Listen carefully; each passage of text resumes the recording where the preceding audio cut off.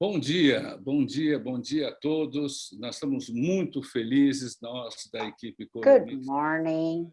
We are very happy, we from the specialties team and our distributors. We are beginning now in March a series of technical meetings with our clients. We started that in 2019, traveling throughout Brazil in a face-to-face work, but in 2020, we had to go online. Of course, we learned a lot with that. We learned that we can be together, even being separated.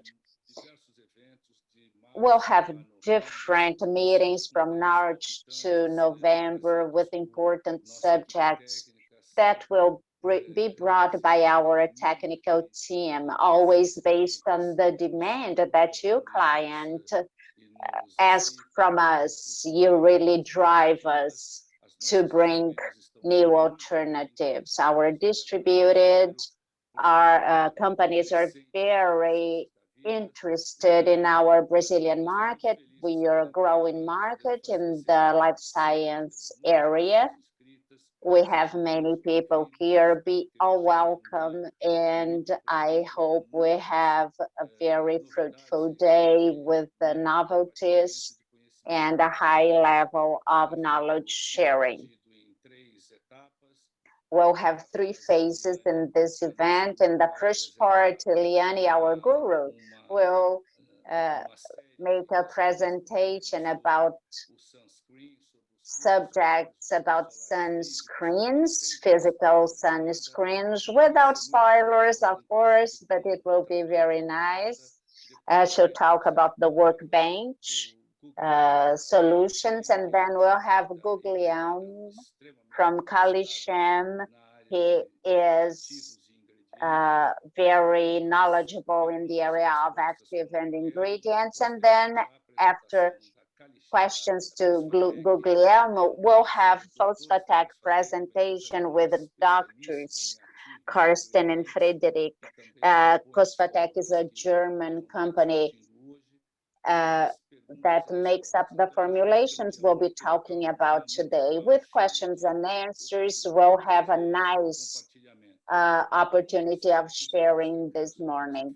Some topics and messages. This material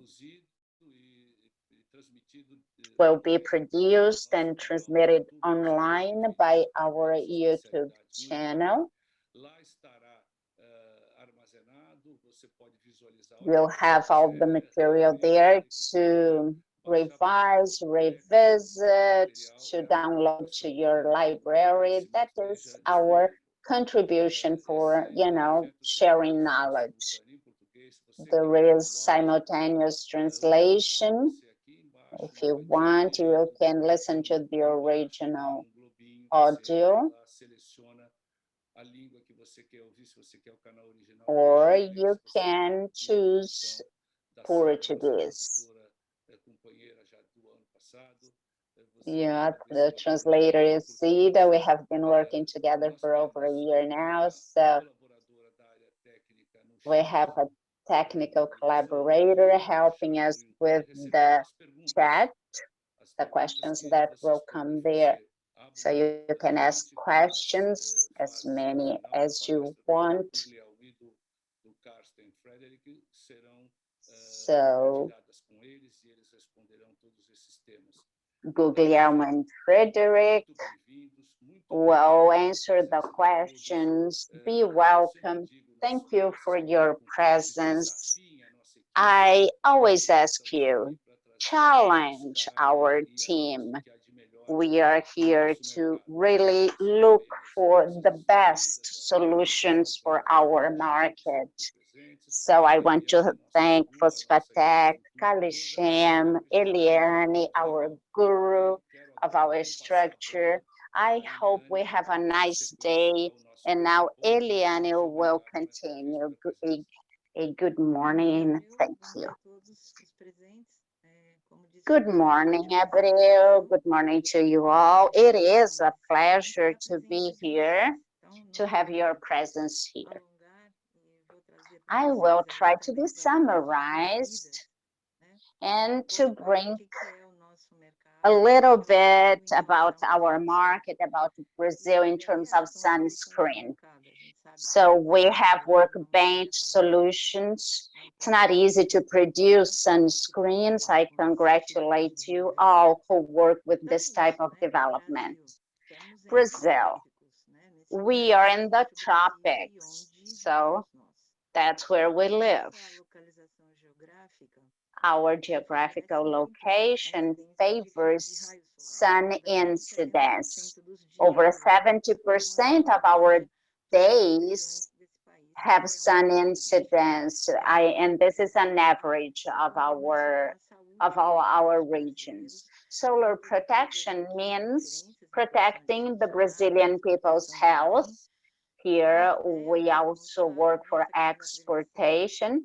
And of course, we want to prevent cancer. This is a very serious subject in some countries.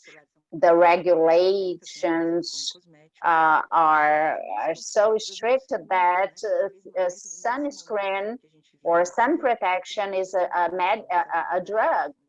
Here it's cosmetic, and also photo stability, which is key, the search for multifunctional products, and the respect to our diversity, cultural, genetic ones, with every skin tone. We need to have a sustainable commitment. We have a large coastal area, one of the greatest water reservation in our Guarani aquifer. Our responsibility over what we throw into the water is huge. We have to think where our waste is going to. Marine life, like Australia and in the USA, they really discuss this subject, respect to the marine life and the impact of sunscreens. About diversity in our country, we have over 50% of population with phototype above 3, which is different from Europe and other places. The blue-white effect is an issue.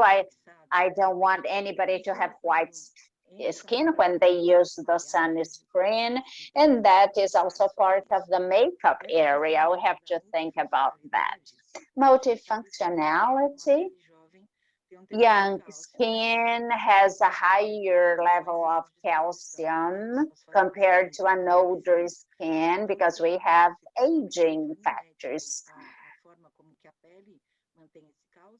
There is a way the skin keeps the calcium. It's the first signal on the surface, the signaling on the surface. Calcium is necessary for renewal of the skin in the epidermis. Another issue is the UVA presence. We have had a change in legislation, but there is an increasing demand. The consumer asking, well, the FPS X is okay, but the UVA protection, how much is it really? It's really related to aging. And as our client, we want to have a nice touch, easy to spread solution.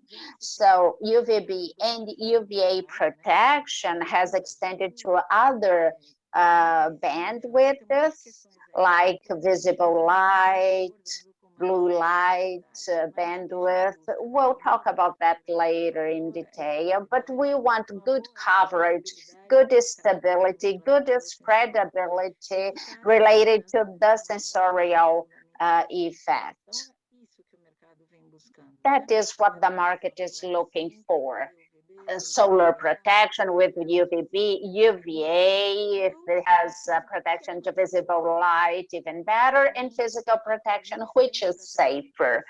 And color mix really has solutions to this challenge. So We have questions, we think about them, we go to the vocês. workbench Então, and try filtro to find físico e natural, solutions for your projects. a gente fez Natural a formulação para o FPS filter, 30, é formulation multifuncional, for porque FPS 30, repõe cálcio na pele de forma multifunctional mimética e 1, traz 2, também essa questão de sem mimetically efeito blue light, replace né, como um calcium substituto para o dióxido and de without titânio, a blue presença do white apalite, effect, né, que é uma without hidroxiapatita, titanium produto, um dioxide with ativo the lá da calichin. presence of apalite Essa questão das from bandas de calichin. proteção, a gente no Protection desenvolver vem desse produto, né, dessa ideia, a gente by descobriu developing que, this product, como we have benefício também, o discovered apalite tem uma that proteção the boa também de apalite UVA. brings Então, good além da protection, proteção de good UV, também traz, UVA né, esse perfil protection de cobertura.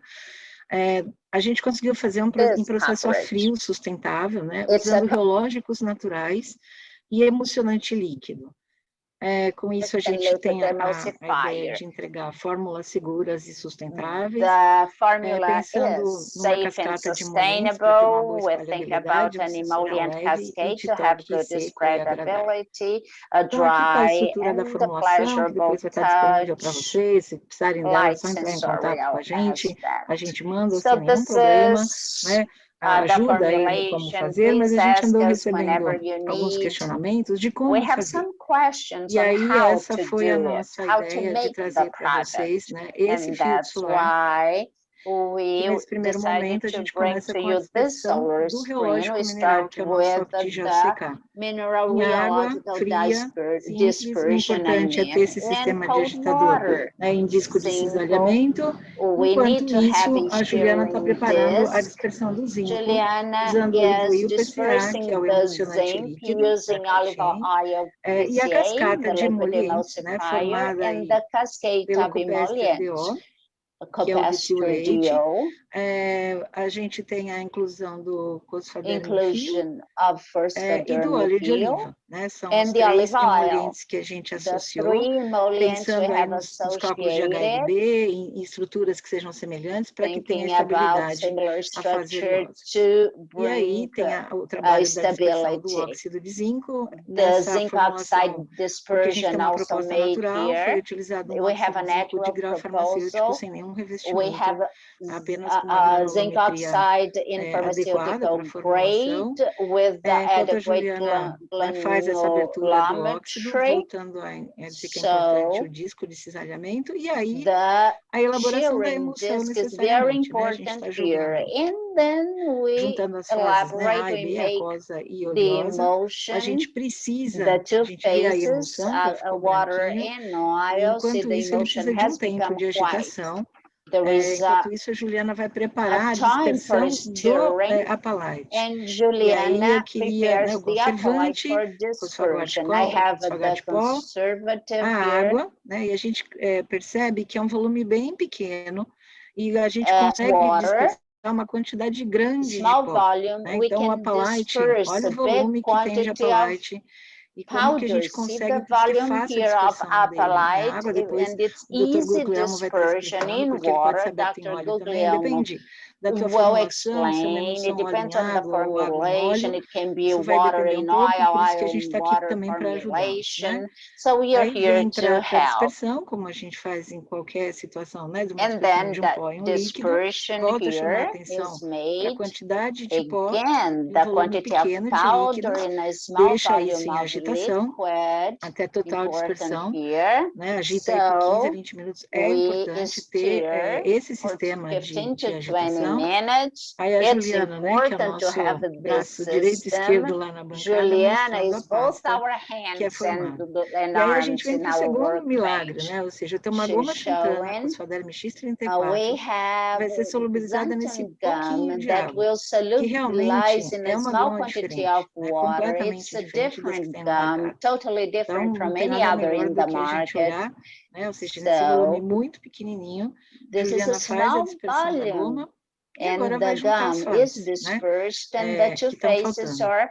put Então, together. vai entrar a goma, vai entrar o apalite que foi disperso, the e agora é apalite agitar. already Né? dispersed, E and a now agitação é we importante quando a stir gente tem for principalmente os 15 reológicos to minerais, 20 como é o caso do minutes. tijolo Very secado. important Isso stirring fica um because tempo of por the mineral agitação, e aí a Juliana rheological vai mostrar para a product. gente como é que fica isso, né, na aplicação. Então, o processo And todo a frio, Juliana né? will show how it E aí a gente vai is. percebendo como ele tem um toque bem seco, esse In produto the bem sequinho, applications, it's a dry para peles touch oleosas, como é a maioria for da oily população aqui. skin. Most people Solubilidade really muito have boa e oily sem nenhum skin. efeito blue white. No E blue é white isso, né, que a gente effect. queria mostrar em That's bancada. what we E trazer wanted também, né, para to um questionamento de show. novos encontros aí, que a gente tem soluções também para a proteção de luz azul, We né, que é have o nosso solutions C-Active for ZT, blue light que é protection uma also. matéria-prima derivada de alga marinha. A gente We tem uma linha have Color the Disper na Color Mix, essa é nossa, desenvolvida pela Color Mix, que é uma dispersão lipofílica em óleo product. vegetal dos And óxidos de then we ferro, have vermelho, a preto e lipophilic amarelo, né? dispersion of E a vegetable gente sabe oil que a with luz the visível tem iron uma proteção oxide from bacana color também sobre a luz for visível, ou seja, visible light essa luz que nós protection. estamos expostos durante o dia. E para os que It's querem, the né, light we are natural, exposed to a gente tem during the também um day. booster And vegetal then we desenvolvido have aqui a no vegetal Brasil, muito booster legal, em developed here parceria in com uma outra Brazil distribuidora in nossa, que é o partnership with Biosun, another que é um blend distributed company. botânico, It's the né? E aí a gente já tem Biosun. It's teste a quanto a isso, botanical sobre blend. efeitos sobre a sua ação na So we proteção de have banda tests UVB. E about aí, com muita alegria, que eu protection, the convido, UVB né, o Dr. protection, in Guglielmo fact. And Bifuco, I'm da happy to Calichem, invite para nos detalhar Dr. mais essa Guglielmo questão from do Calishem apalite, né, to de bring tudo isso que more a gente trouxe information about the rapidamente aqui. apalite, Estou à everything that disposição, I talked very agradeço e quickly. vamos So thank you very much. esperar o Dr. Guglielmo. And now we Vou just só wait a fechar little bit for minha Dr. apresentação aqui. Guglielmo. Guglielmo, seja bem-vindo.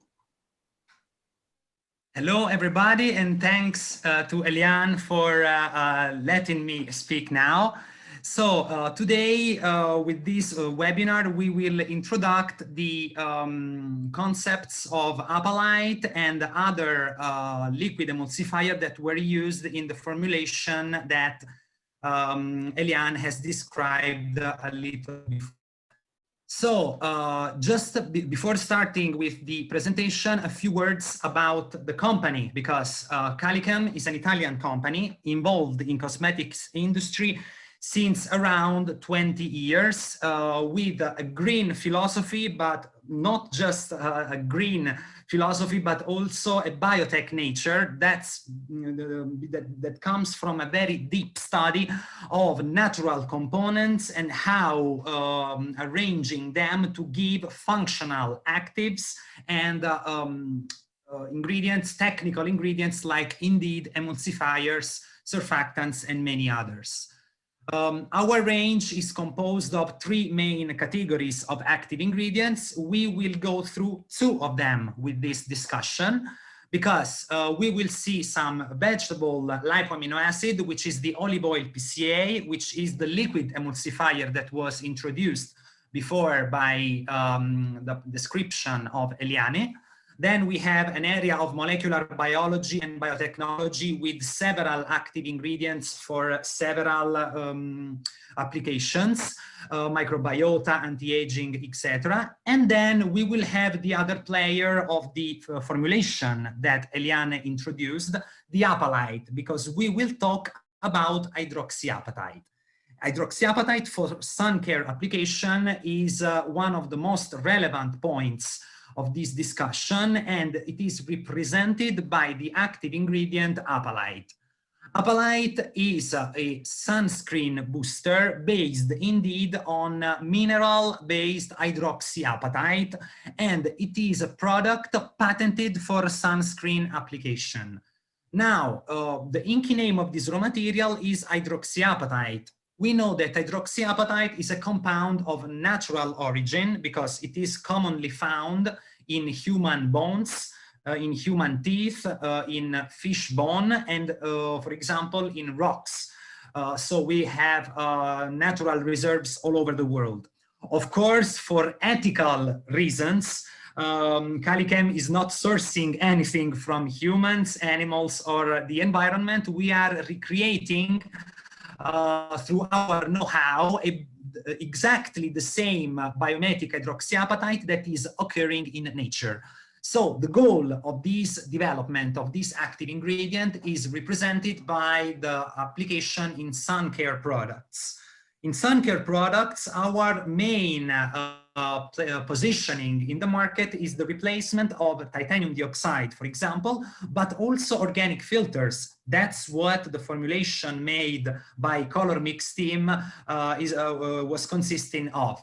We will see different benefits linked to the use of this raw material, benefits that go from an improvement of the sensorial effect. In fact, we will have a light texture, no whitening effect, and no mineral touch perception.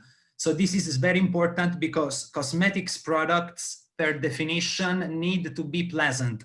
So Apalite is a perfect mix that combines the sensorial aspect with the functional aspect, and above all, the safety aspect. But we will go through this point in detail. This raw material is certified natural. In fact, it is approved by Cosmos ICEA and can be commercialized all over the world. So the formulations made with this raw material can be exploited and commercialized all over the world, including China, which we know has a more restricted inventory of ingredients. But hydroxyapatite is definitely included in such list. So, as mentioned before, hydroxyapatite is a mineral-based, is a natural mineral. We make a biomimetic version of this mineral that is based on calcium and phosphate ions. So we immediately understand that in terms of composition, this mineral contains physiological and beneficial components like indeed calcium and phosphates. This mineral has a specific refraction index of 1.6. The refraction index of the biomimetic hydroxyapatite is comparable to the refraction index of the glass. So that's how we understand that the raw material has a beneficial action in terms of screening the UV rays, exactly with the same mechanism as titanium dioxide or zinc oxide.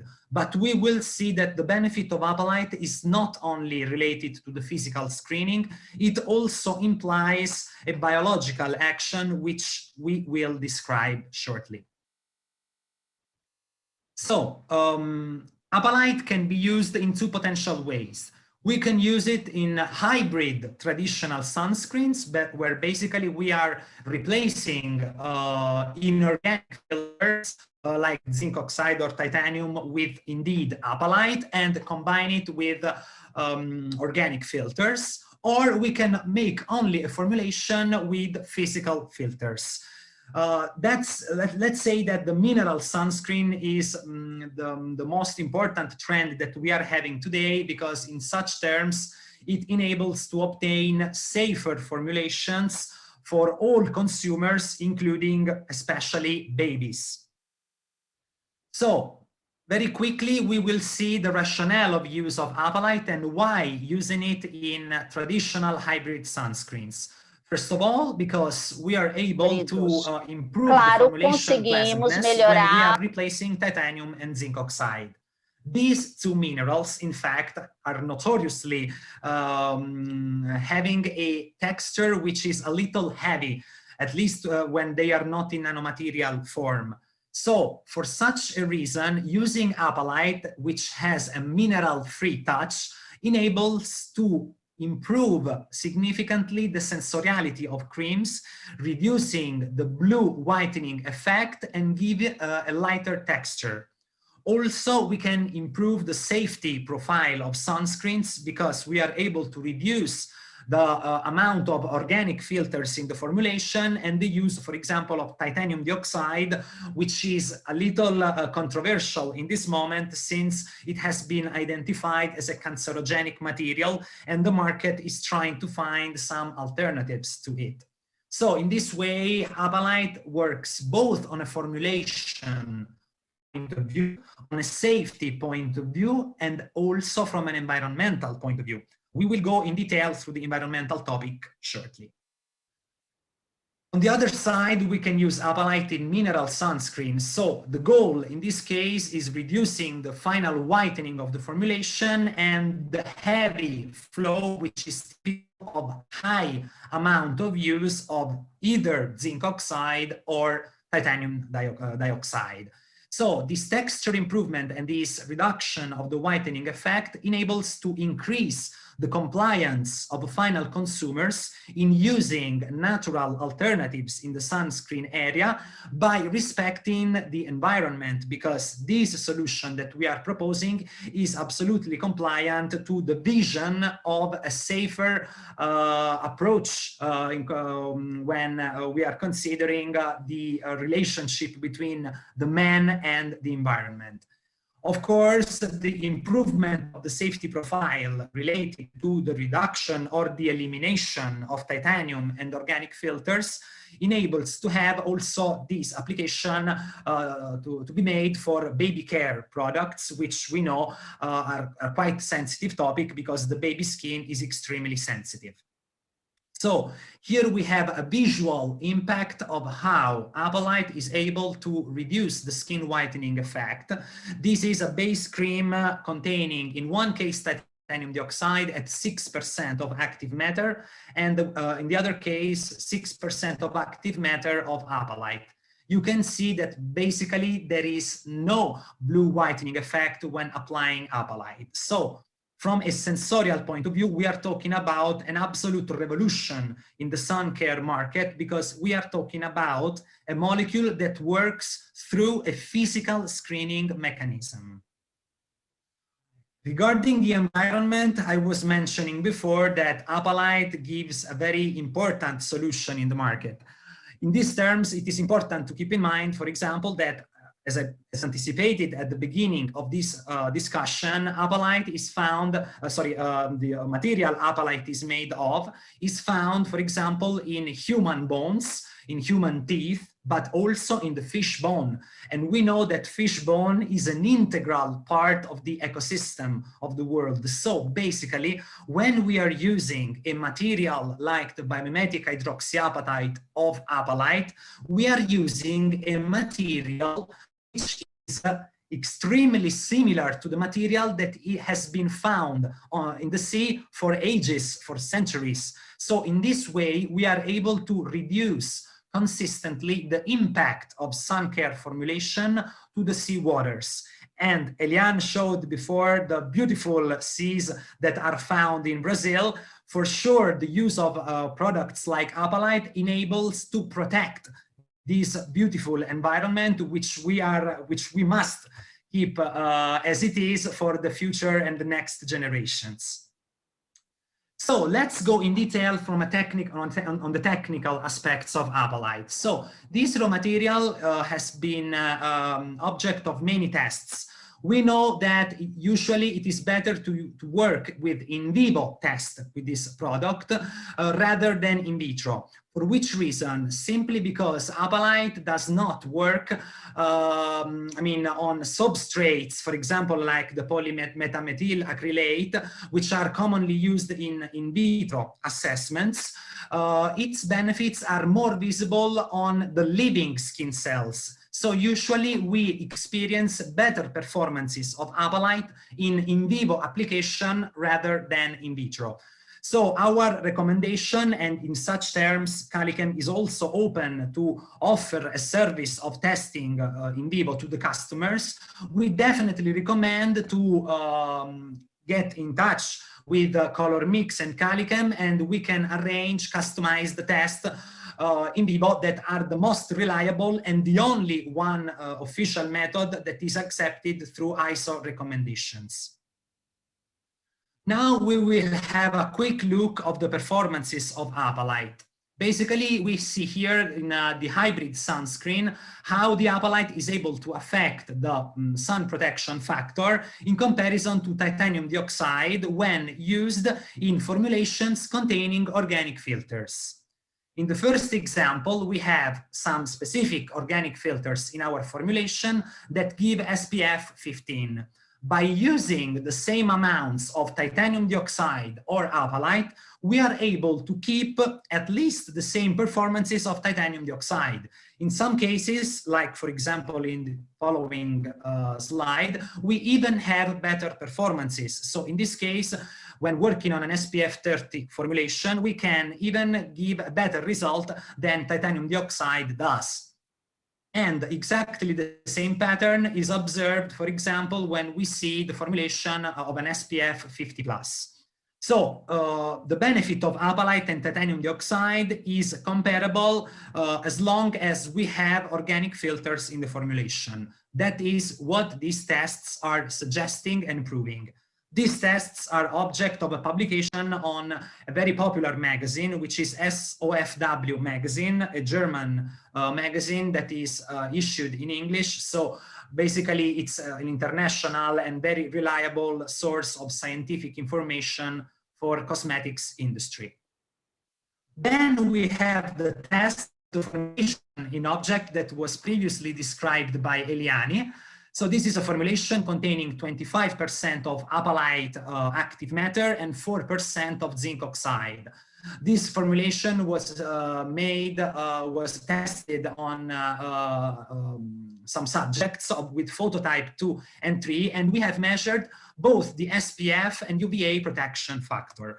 The results that emerged from this test are that this formulation is able to increase the SPF up to 33 and the UVA protection factor to values of 13. So we are both meeting a high target of SPF protection and also meeting the 1/3 ratio required for SPF formulation, for sun care formulation to be commercialized in the market.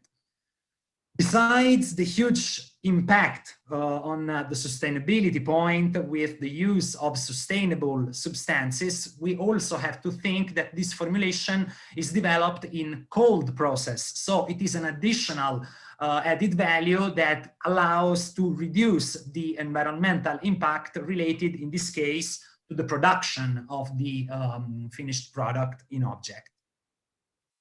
Another interesting test regarding apalite is related to the photostability, because basically there are also evidence that before and after the irradiation made with on a formulation containing, in this case, only apalite, we can see that the absorbance and the related transmittance given by the this mineral remains basically the same. So, in other words, apalite remains stable even after irradiation.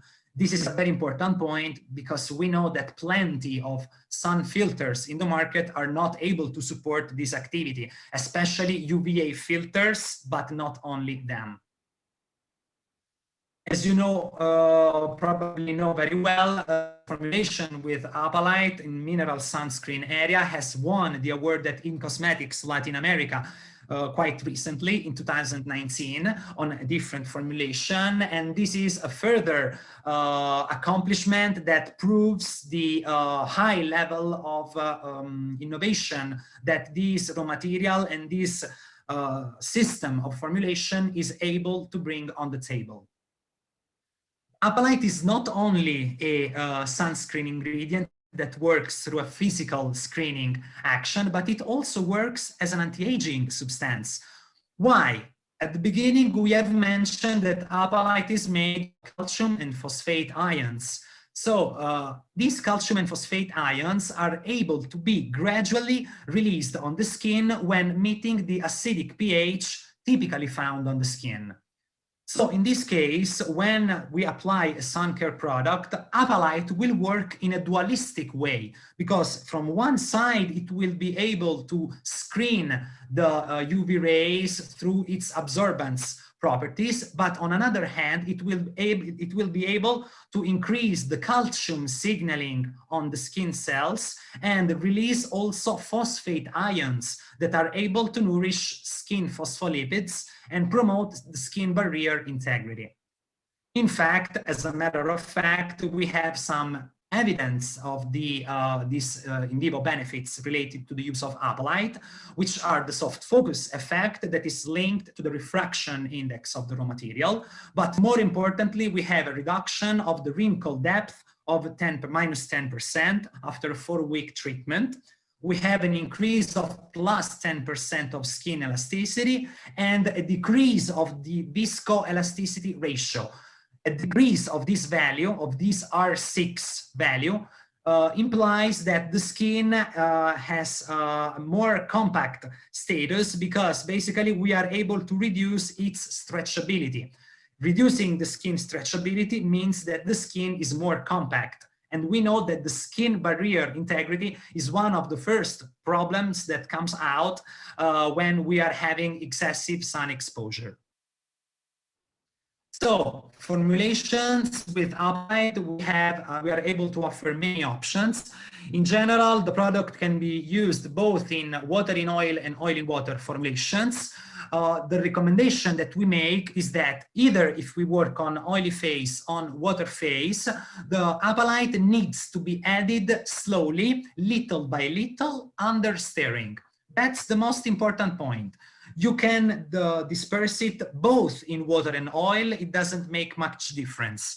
For example, if you want to disperse it in the oily phase, basically you will need to add, during the heating up process, the apelite little by little, and using in the lab a magnetic stirrer, or in production scale a continuous stirring. In this way, we are able to homogenize more efficiently the apelite, and we will be able to increase its homogeneity and distribution in the formulation. And in this way, we will be able to improve also the SPF performances. So in such terms, it is very important to work very thoroughly on this point of the dispersion of apelite. The same approach, but in this case in cold process, can be done, for example, when we want to disperse it in water. So with dispersion in water, we still have to keep in mind to add little by little apelite and avoid in any step of the formation of the pre-dispersion, the formation of agglomerates.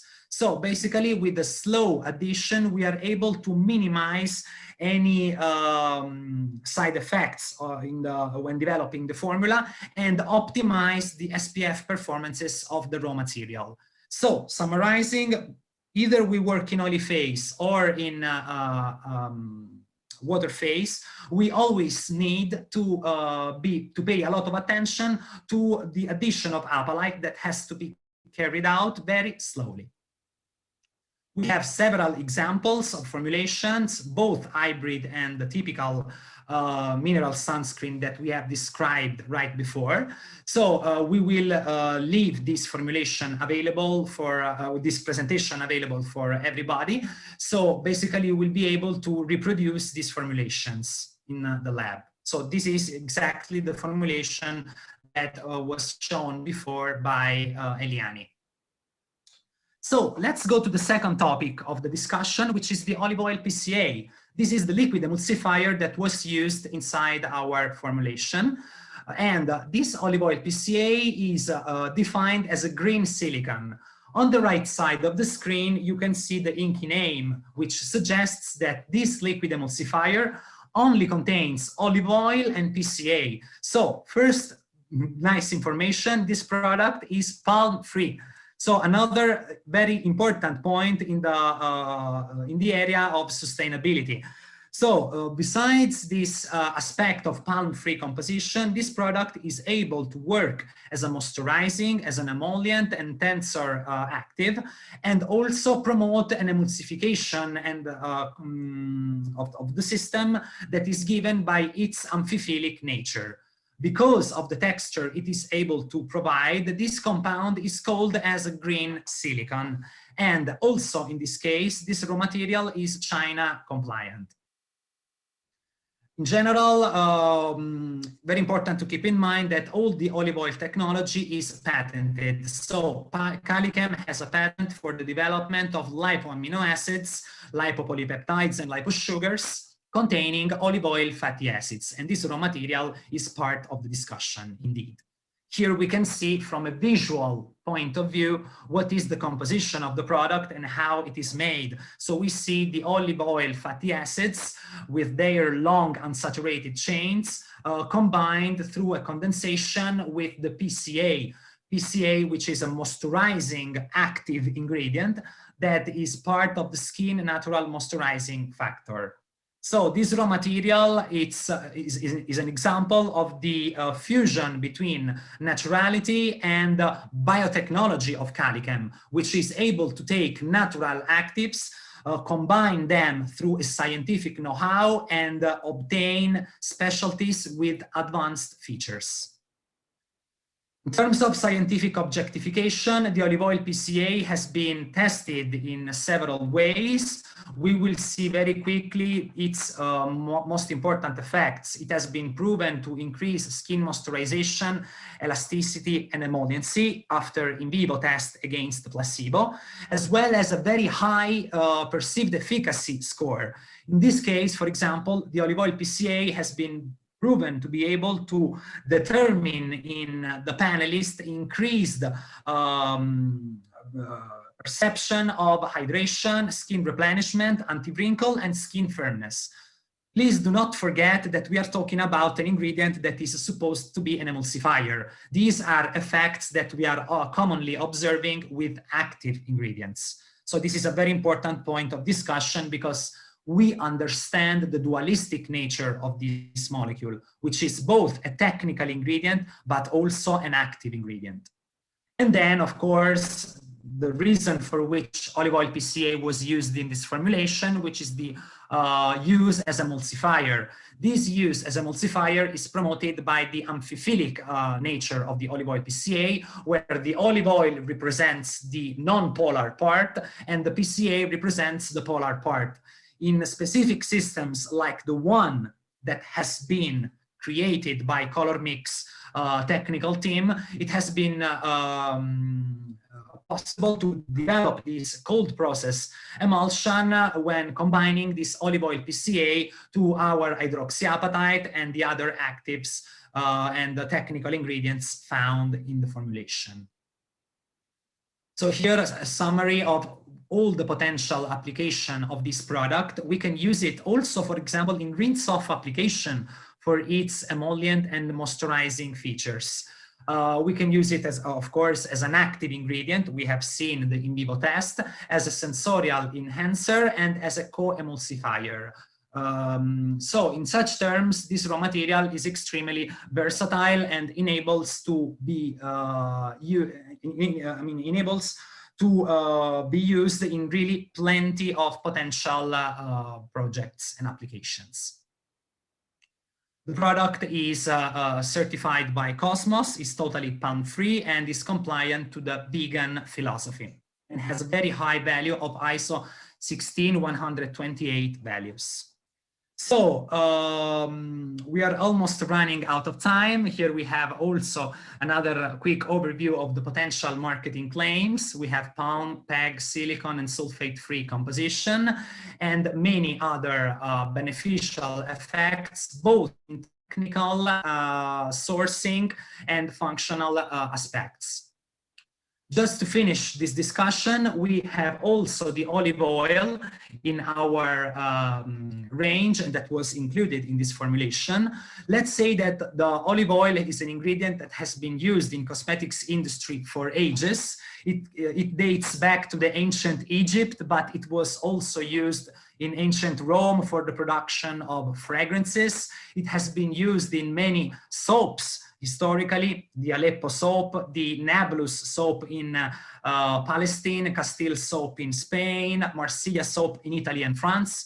So let's say that the olive oil is really a beneficial ingredient to use in formulation for the presence of its unsaturated fatty acids, like oleic acid and linoleic acid, which are able to provide the typical second skin effect when it is applied on the skin, and therefore providing a significant emollient effect, along with the soft touch and the silicone-like sensoriality. And its benefits are described thoroughly in scientific literature. And let's say that the most important player that is involved in the benefits of olive oil is represented by the oleic acid and the linoleic acid. Why using olive oil in sunscreen? Not only because of the presence of these nourishing fatty acids, but also because olive oil has an intrinsic SPF absorption. For example, this is the spectrum of absorbance of olive oil that proves that it is able indeed to promote an SPF boosting effect. Of course, we are not talking about a sun filter, but we are still talking about a vegetable oil that can give an additional added value to the rest of our formulation. So thank you very much for your attention, and feel free to ask any question you may have. Thanks again for your attention.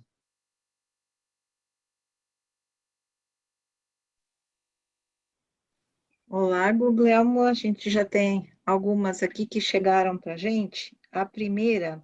We have some questions here. The first is, the person will replace titanium dioxide by apatite, right? Can be in the proportion 1:1, this replacement? Yes, it can be 1:1. It depends on the configuration of the sunscreen formulation. Why am I saying so? Based on the experience that we have on the field, let's say that the combination, the replacement 1:1 should be considered when we are taking under evaluation the formulations with organic filters. So in presence of organic filters, we definitely recommend the replacement 1:1. I jump to this slide because it clearly shows the approach. So as long as we are using organic filters, when making in vivo analysis, we can definitely refer to a 1:1 replacement. If instead we are working on mineral sunscreens, in mineral sunscreen, it's more difficult to say because the SPF results are less, let's say, easy to be forecasted. So basically, the 1:1 replacement with titanium is highly recommended in systems where, there are also organic filters in the formulation. Ok, thank you. Segunda questão. O olive oil PCA é emulsificador. Olive oil PCA is a natural emulsifier. Besides the application in sunscreen, can we use it in different types of emulsifiers? Well, let's say that the correct definition of olive oil PCA is specifically co-emulsifier. For which reason? Because, of course, emulsions are not easy systems. So in general, it is highly recommended to work with the emulsification with different emulsifying molecules. For example, in the case of the formulation that was made, color mix, let's say that the activity of the olive oil PCA was supported by the presence of the minerals that, through the increase, the partial increase of viscosity, support keeping of the stability of the emulsion.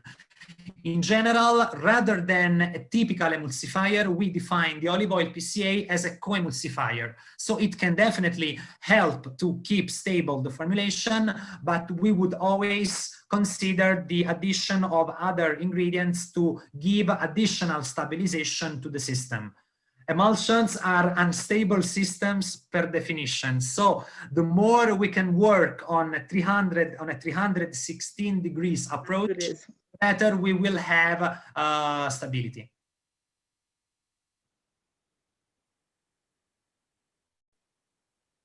Ok, thank you. Outra pergunta. Another question.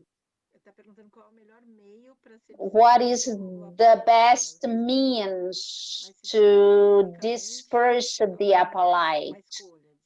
So is there a choice, better in oil or in water? Is there a choice, or are they both similar? Well, I have to say that there is not really a particular preference. The preference is given by the specific development we are working on. What am I meaning? For example, if I need to formulate something with a small amount of water phase or a small amount of oily phase, of course, in relationship to the quantity of apatite that I want to disperse, I need to understand where I have more room to add it. From a technical point of view, personally speaking, I see no difference. My personal feeling is that I like more the dispersion in oily phase, but I mean, the formulation that was made by Color Mix was made basically with a dispersion in the water, which was perfect. So actually, it really makes no difference. It depends on the system we are working on. That's where the difference is. There is not really a preference, in my opinion.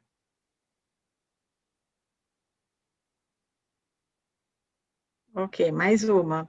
Essa pergunta veio da... This question comes from Rose Miliauskas. She's asking, is there a trend to agglomerate with time due to the concentration? So it's dispersed once. Does it agglomerate with time, or does it keep stable, the apatite we are talking about? Yeah. Well, because it's powder, right?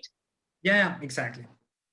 Well, from a technological point of view, this event is not supposed to happen for one simple reason, because the apatite powder that we are able to produce has a spherical size. So when you have a spherical size, let's say that the agglomeration is not really very easy to take place. We know, for example, that spherical particles are quite highly used in makeup industry. So basically, in makeup, we do not have so much problems with products with high quality of in makeup.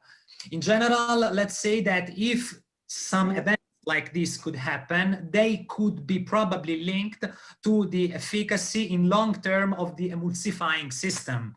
So the potential criticality is not in apatite, because apatite with its spherical size does not really give this kind of problems. But of course, if the emulsifying system is not able to support the entire skeleton of the formulation, we may have some, not really agglomeration, but we may have a loss of homogeneity, which is still bad, because I mean, in that case, we may lose the SPF value. So it is important to focus on the stability of the emulsion and on the emulsifier, the emulsifying system used. That's where we have to pay attention, not really to the apatite characteristics and tendency to agglomerate. Ok, sobre maquiagem, dando continuidade. About makeup, can we replace apatite by titanium dioxide? Absolutely. I mean, that's what, this is definitely one of the trends that is taking place in the market. But we also need to understand where we are going. I make a simple example. We have mentioned that apatite is able to give a benefit over titanium dioxide because it does not give a whitening effect. So, I mean, if somebody is looking for a whitening effect in the formulation, let's say that using apatite instead of titanium is not really the best option. It depends on what we want. But if we want to rely on refraction index, or I mean, to increase the properties, for example, in anti-aging field, we can definitely replace it. If our goal is promoting sun protection, we can definitely do it. So, I mean, we need to contextualize the nature of the replacement. I would say that besides the whitening effect, for all the other cases, we can definitely do the shift without any worries.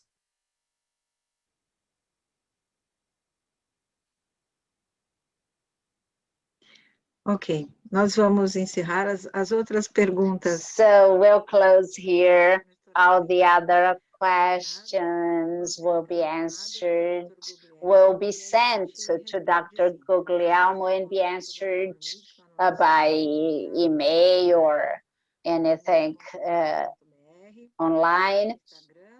We have the contact, everybody has the contact, Color Mix contact, all the questions will be directed there.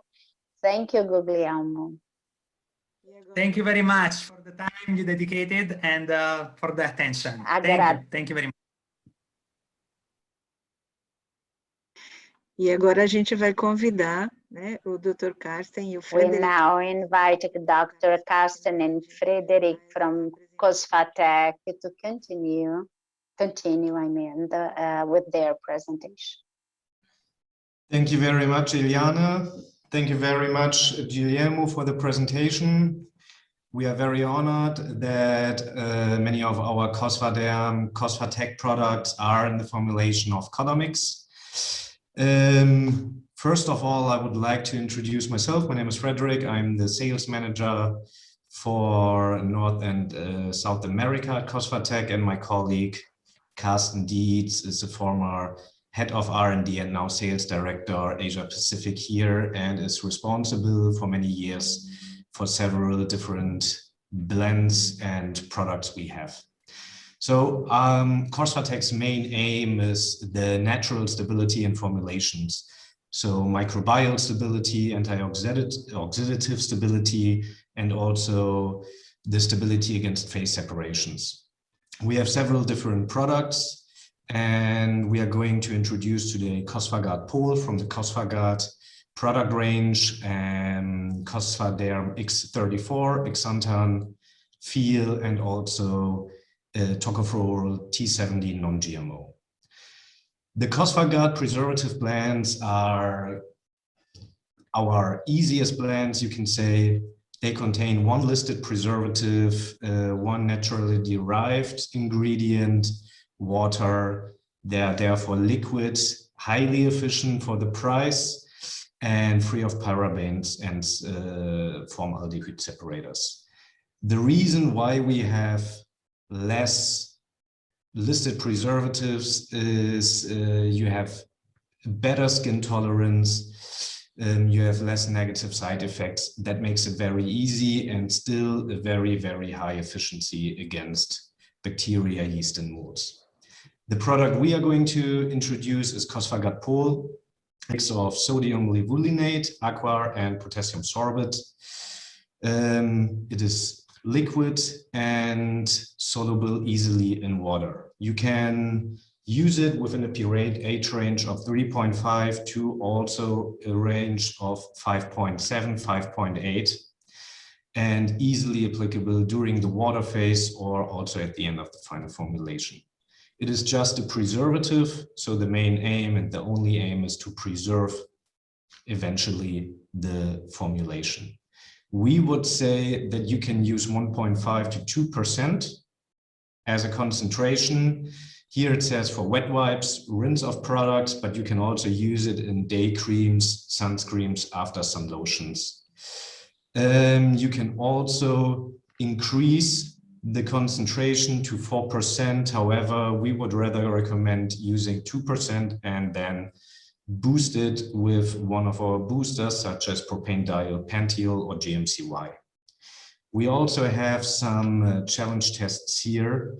You can say the middle one and the right one are aqueous-based solutions. We have 2% of COSFAGUARD Pol in a shower gel and in a micellar water, and that's already enough for preserving and for eliminating all the bacteria, yeast, and molds which could appear there. On the left side, you see a day cream. It's an oil water emulsion. We are using also here Cosfagat Pol, but we are boosting that with the 3% of our Cosfadiam propanediol natural. You can also use, as already mentioned, Pentiol or GMCY. Cosfagat Pol is used in after sun products already in sun care for kids, also with an SPF of 50+. Therefore, that's actually no problem. It is an easy and very price-efficient preservative and also very easy applicable in any formulation. Now we would continue with Cosfadiam X34, one of our xanthan gums, and Dr. Carsten Dietz is going to follow up with this. Yes, thank you very much, Frederick. And I will go on now with our xanthan gum types and the question why they are very suitable for your sunscreens. So, in general, you can say that natural thickening agents like xanthan gums are really very suitable for sunscreens. Good quality should be always natural and vegan. It should be highly transparent, very stable. In the best or a really good quality should be very fast dispersible in water, and it should create a very nice skin feeling. So this means much less stickiness. And as a benefit, it should be able to increase the emulsion stability. There are a lot of different xanthan gums existing on the market, but the quality difference is definitely huge. And on the next slides, I would like to explain you why. So a really good xanthan gum should be highly resistant to different pH values. So it should always show the same viscosity yield. It should have a very high thermal stability. It should be natural and certified, like Cosmos certified. It should have a high transparency. And of course, it should be not affected by enzymes, metal atoms, by UV filters, by salts like sodium chloride. It should always lead to the same viscosity yield. And let me explain one big difference of our xanthan gum compared to others by showing the basic production steps. So xanthan gums are produced by biofermentation, and then finally you get the fermented xanthan gum. To get a high transparency, you need to do an additional step. You need to do an enzyme treatment, and in general, chicken egg-derived lysozyme is used to get a high transparency. But when you are using chicken egg-derived lysozyme, it is not any longer vegan because it is chicken egg-derived. So we were able to find a plant-derived enzyme that is able to do the same. So finally, we are able to offer you a highly transparent xanthan gum that is vegan certified. Regarding the transparency, you can see here a direct comparison of all of our qualities. So in the middle, you can see pure water, and on the left and right side, the different xanthan gums in a concentration of 0.5%. And today we would like to focus a little bit on the Cosfadiam X34. And the X34 is nearly every batch is showing a transparency around 92 to 95%. So it is extremely transparent. Of course, all of our xanthan gums are Cosmos approved, they are food approved, they have the kosher and halal label, they are vegan certified and non-GMO. I have here a short video that should demonstrate the fast solubility. Maybe it's not so easy and so clear for you to see this video. You can also visit our website where you can see a longer version of this video in a much better quality. But all I want to show you here in this video is how fast the X34 in comparison to the standard xanthan gum is dissolving in pure water at room temperature. Even after several seconds or half a minute, you have here a clear solution with the xanthan gum, whereas with other xanthan gums, you still have a lot of aggregates inside. And what is the reason why our xanthan gums are much faster dissolving? We are doing an additional step after the production, and this is a so-called agglomeration process. We are doing this step with our Cosvadium X34, and this means that at the beginning we have the xanthan gum powder, and then we moisturize it to form liquid bridges, and then doing an eddy current drying to get kind of xanthan gum crystals.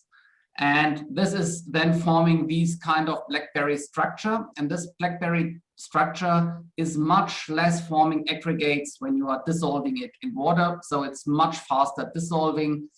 And finally, you can go on with the next step much faster.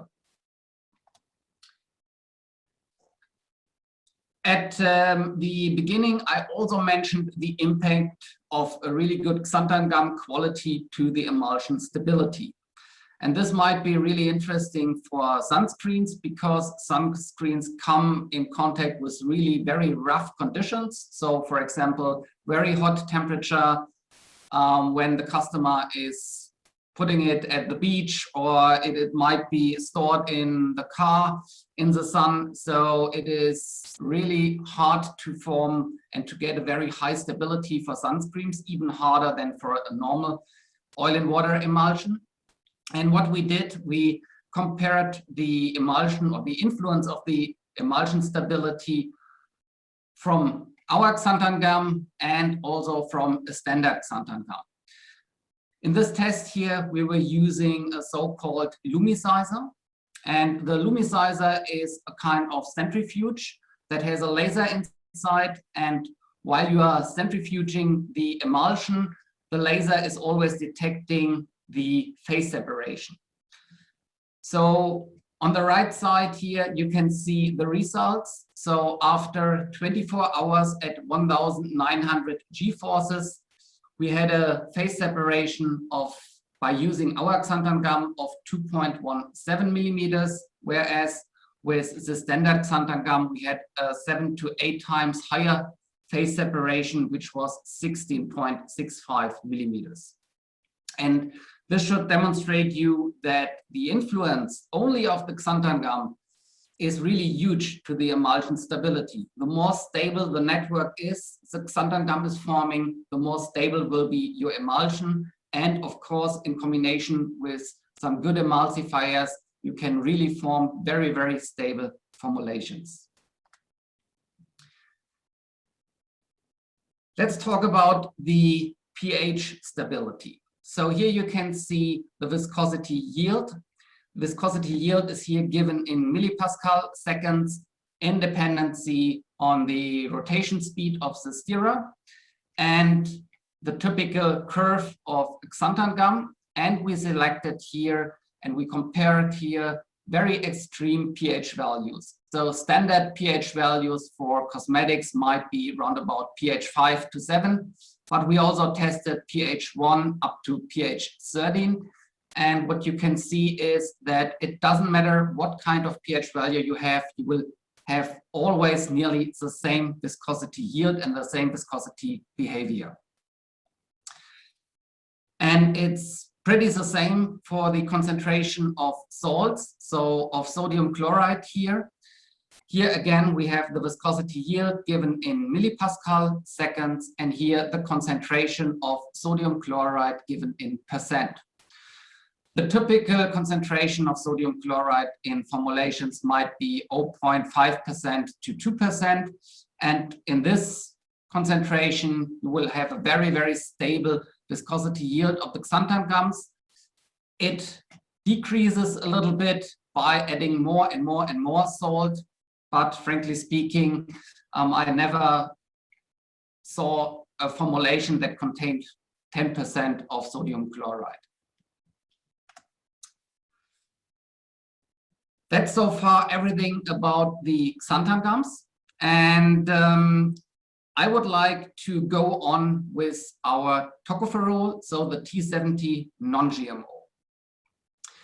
Tocopherols or antioxidants in general are very important, or maybe one of the most important ingredients in sunscreens, because the oils needs to be protected against oxidation. But it is important to understand that there are different kind of antioxidants or tocopherols existing, and the tocopherols you have in your formulation, or you are adding to your formulation, finally belong to the source where they are derived from. This means when you are using soybeans or rapeseed and you produce tocopherols, you get mixed tocopherols. When you are using sunflower seeds, you get mainly alpha tocopherol. And this is important to understand because the mixed tocopherols are the best one to protect the oils and waxes of your formulation against oxidation processes.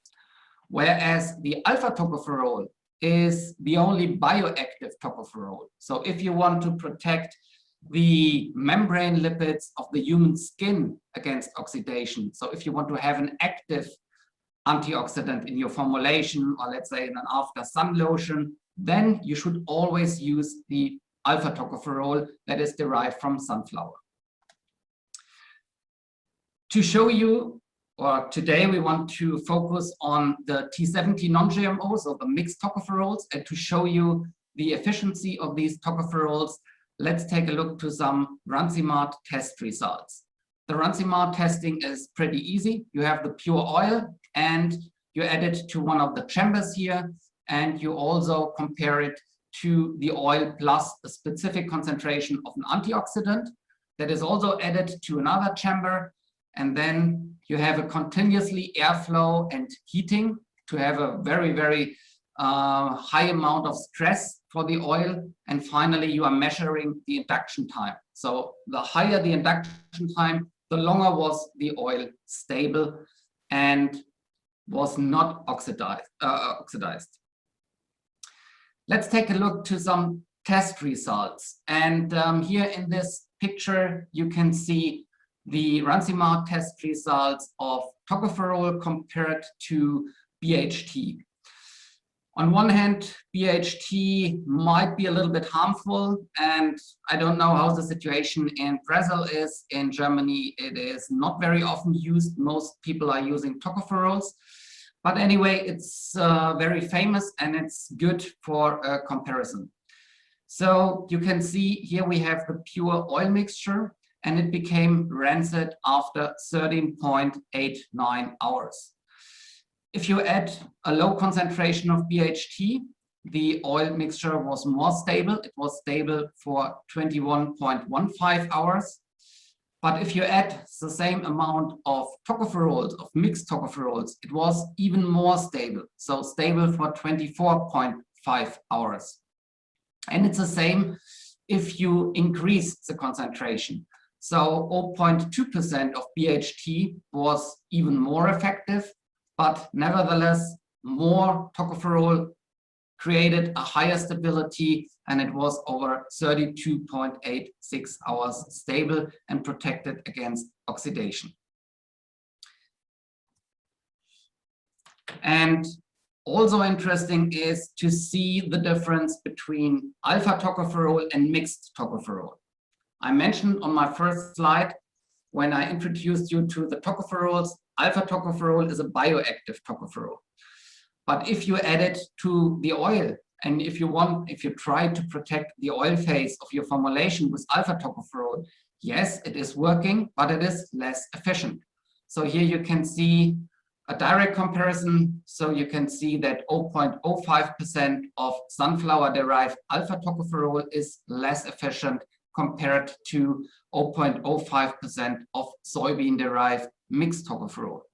And the same if you increase the concentration, so even a 4 times higher concentration of alpha tocopherol is less efficient compared to 0.05% of soybean-derived mixed tocopherol. This is important to understand and to keep in mind. And finally, I would like to introduce you to the last product we selected from our portfolio for today, and this is Cosvaderm Feel. So Cosvaderm Feel is a very interesting emollient. It is suitable for emulsions and for pure oil formulations. It is an excellent replacement for cyclomethicone D5. It shows a very high spreadability and creates a very nice silky skin feeling. It's also very suitable for sunscreens and makeup removers because it is an excellent solvent for UV filters and also an excellent solvent for dyes and shows no irritation and is 100% natural. So I don't want to go into detail regarding the solubility of sun filters. I'm also not an expert regarding sun filters. Then you have to talk to our Italian colleagues. They are much more familiar with this topic, but of course we tested different kind of commonly used sun filters and tested the solubility. And here you can see some results, how much of the specific sun filter you are able to dissolve in the Cosvaderm Feel. And what is Cosvaderm Feel? So the INCI of Cosvaderm Feel is heptanoic acid. It's a triglyceride and it is Cosmos certified.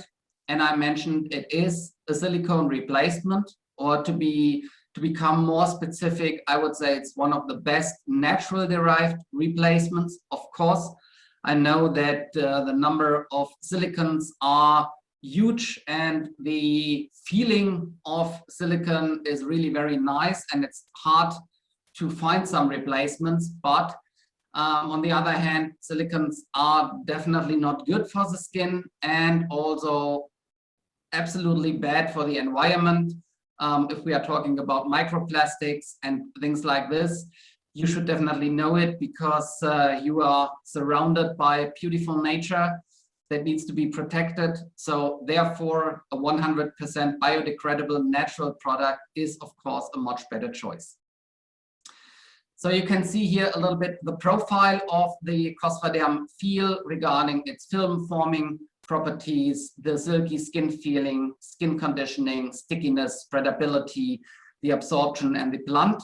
Finally, I can recommend you that you can get a sample and you can do some tests and find out how good it is working in your formulation. If you want to replace cyclomethicone, you can replace it 1-to-1. So if you are in general using 5% of silicon, you can use 5% of Cosvaderm Feel. It is of course working pH independently, and it is of course also very stable. Furthermore, you can also use it for hair care products. I only have this one slide here because our topic today are sunscreens. So in hair care products, it's used in lower concentrations, typically around about 1%. And it leads to a higher gloss acid. And it is also able to replace quartz, but you need to know that the quartz have a cationic charge and the Cosvaderm Feel does not have a cationic. So a cationic loading is finally needed. And of course, also as a makeup remover, it's a very nice, suitable product because it's an excellent solvent for the pigments, also for the water, water stable pigments. So, and it is of course not irritant. So it's also a very good choice for these kind of products. And this was my last slide for today. And I would say in my name, in the name of our company and Frederick, thank you very much for listening. And I will head over now to Eliane regarding the questions.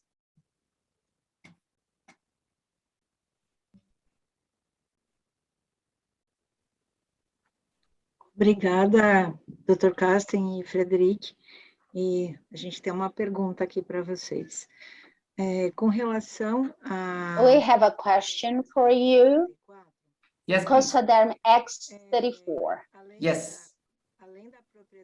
Besides the thickening property, does it have the power of suspension? Does it work with suspension as well? Yes. So if you want, for example, to have some kind of glitter or something like this, and it should be in a gel, floating in a gel. It's also suitable for this. But it's important to understand that xanthan gums are not gel formers. This is really important to keep in mind. So if you want to replace, for example, polyacrylic acid, xanthan gums are not a one-to-one replacement for polyacrylic acid, so carbomer or carbopol. They are not gel forming. Gel forming is different. Then you have to use other kind of products like konjac gum, for example, if you want to have a natural product. But the xanthan gum is a pure thickening substance.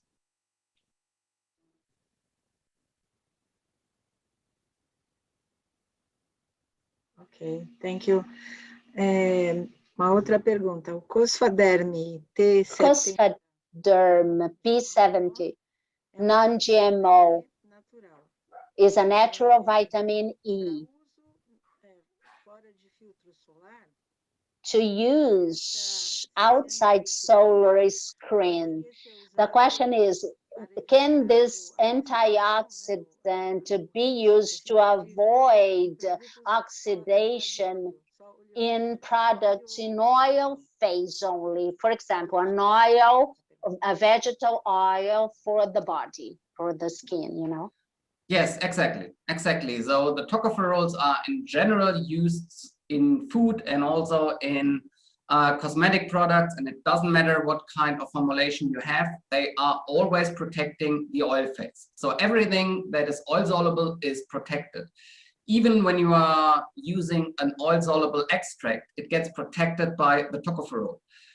But it is important, it's not protecting oxidation in stable water soluble substances, because the tocopherol will dissolve in the oil phase.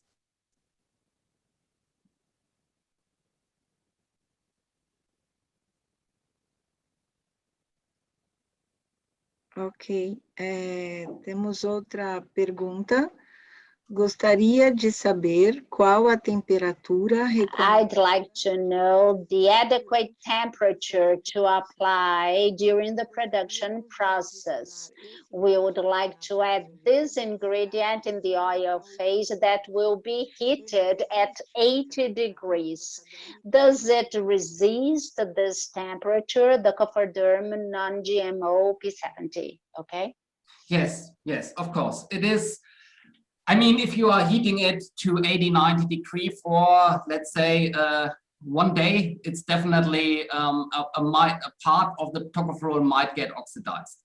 But the typical emulsification step is absolutely no problem. And even after 20 or 30 minutes at 80 degrees, you will still have more than 95% of active tocopherol that is able to protect the oil furthermore or longer for a longer time against oxidation.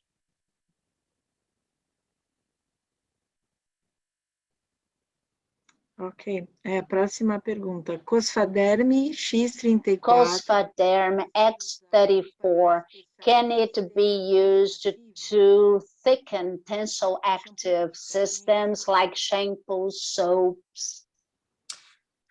Yes, of course, it can be used. It's, I would say, very often thickening tensides or surfactants are very often and commonly used, but we also have a couple of customers, mainly those that are producing pure natural shampoos and not using cationic or anionic surfactants, and they are also using the xanthan gum to thicken the shampoo. So it's also working in the presence of surfactants.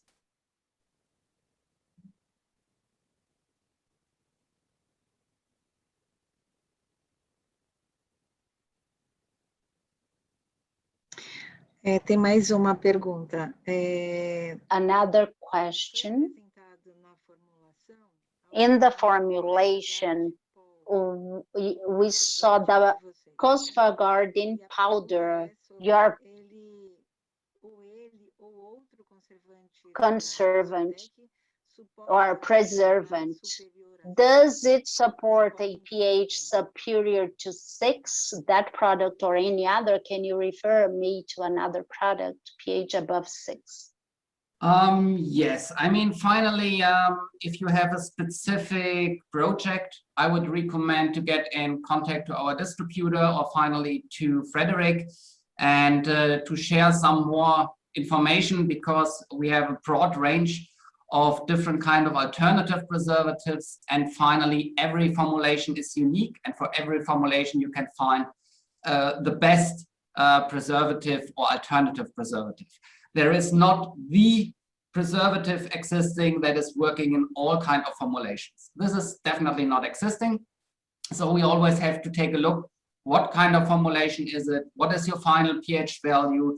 Do you need COSMOS certification, or are you fine with synthetic material? Do you want to be free of preservatives based on the European cosmetic regulation, or are you fine with using some kind of well-accepted and commonly used preservatives like potassium sorbate? Then it's the easiest way to find the best solution for your formulation. In general, regarding the question, Cosvaderm Pol can be used up to a pH value of 6. It should not be used if the pH value, the final pH value is higher, because then the salt of the acids is formed, and the salt of both acids is not antimicrobial, shows no antimicrobial efficiency. And in this case, if you want to have a broader pH range, or if you want to cover the pH range between 5.5 and 7, I would recommend other products from our portfolio. Ok, mais uma pergunta. Another question. Cosvaderm Fill is a multifunctional emollient. Can I use it for hair products, body products, to replace a volatile silicone? Yes, you can use it. You have to do some kind of testing, what kind of concentration might be the best. In general, I recommend to use for the first testing a 1-to-1 replacement, and then to find out if it is better if you are using a little higher concentration or lower concentration. So this needs to be done by some kind of testing and some skin testing. What feels better and what fits better to the specific formulation.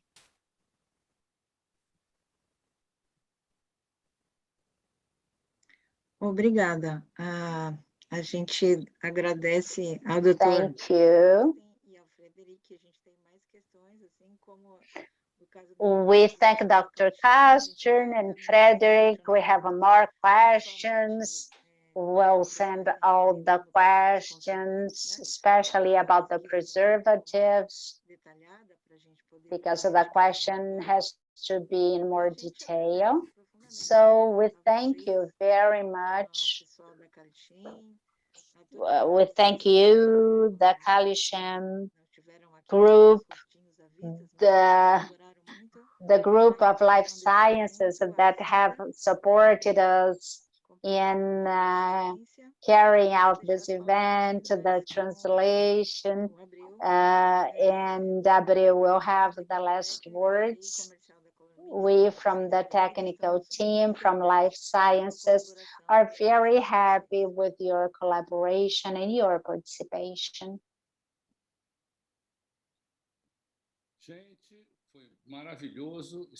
So it was wonderful, really. Congratulations to Guglielmo. Thank you for your attention, Dr. Carsten and Dr. Pela participação. E aí também quero passar a bola aqui para o Alexandre fazer os agradecimentos de toda a nossa equipe e o encerramento do nosso evento. Muito obrigado a todos.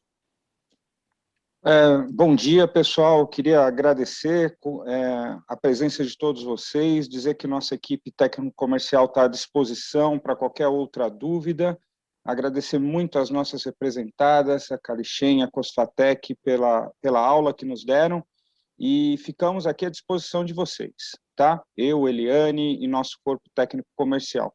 Muito obrigado pela participação e espero revê-los em breve em nossas outras Entecs. Muito obrigado.